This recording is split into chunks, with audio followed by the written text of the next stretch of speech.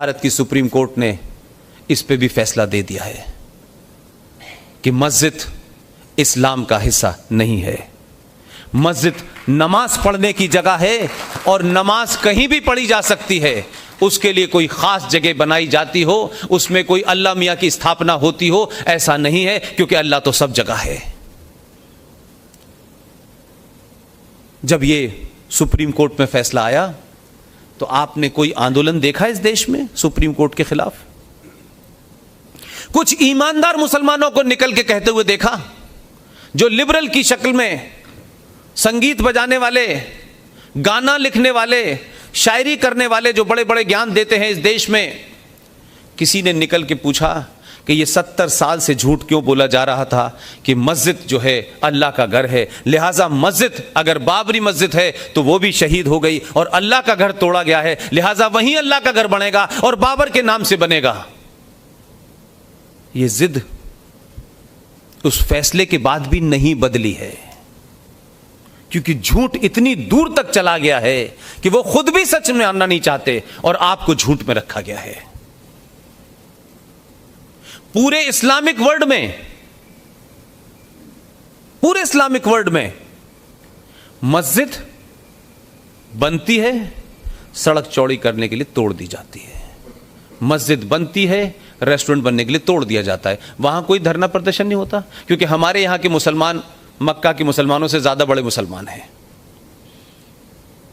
इन्होंने ज्यादा कुरान पढ़ा हुआ है, ये ज्यादा हदीस और कुरान और शरिया की बातें करते हैं।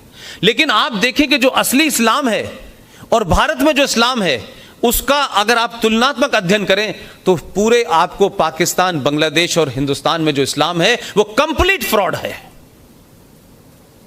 टोटल फ्रॉड है। सऊदी अरब में जाते हैं आप, नमाज का वक्त होता है, लोग क्या कहते हैं? ये नमाज क्या है? शब्द नमाज क्या है? नमाज शब्द संस्कृत का शब्द है जिसका मतलब है किसी के सामने अपने को झुका देना। यह संस्कृत का शब्द है।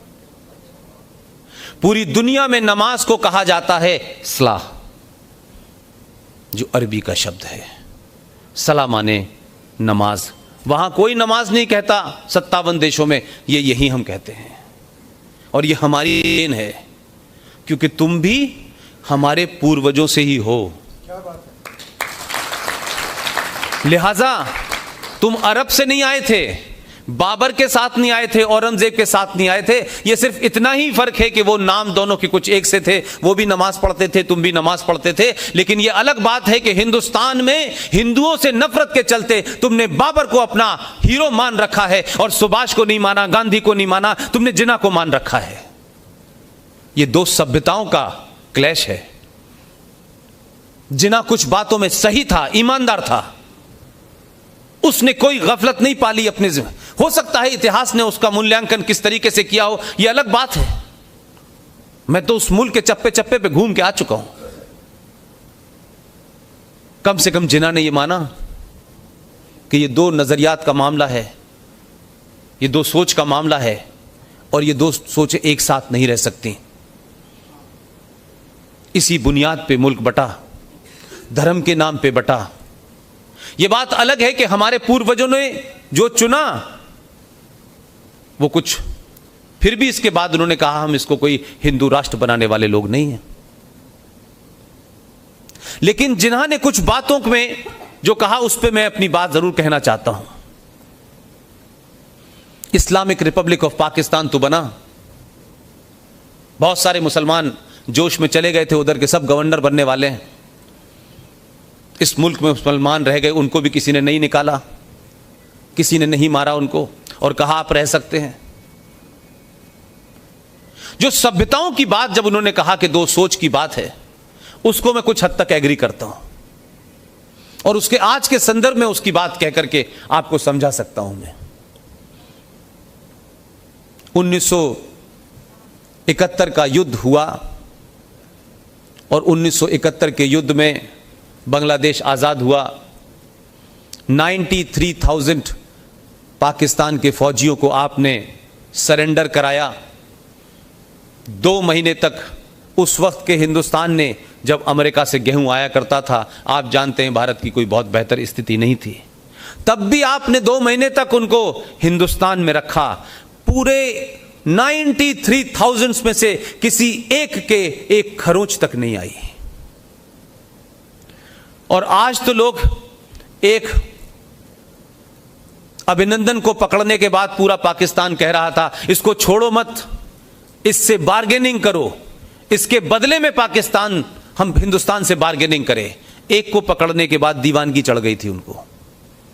हमने 93,000 लोगों को बाइज्जत वापस भेजा, बदले में कुछ नहीं लिया, जो चाहते वो ले सकते थे। लेकिन कारगिल का युद्ध हुआ, एक फौजी युद्ध में उधर रह गया। जनेवा कन्वेंशन की बहुत बात होती है, कश्मीर को लेकर जनेवा कन्वेंशन रोज पाकिस्तान जाना चाहता है। उसी जनेवा कन्वेंशन के अंदर है कि फौजी का धर्म अपने देश के प्रति होता है, वो किसी से दुश्मनी नहीं करता है।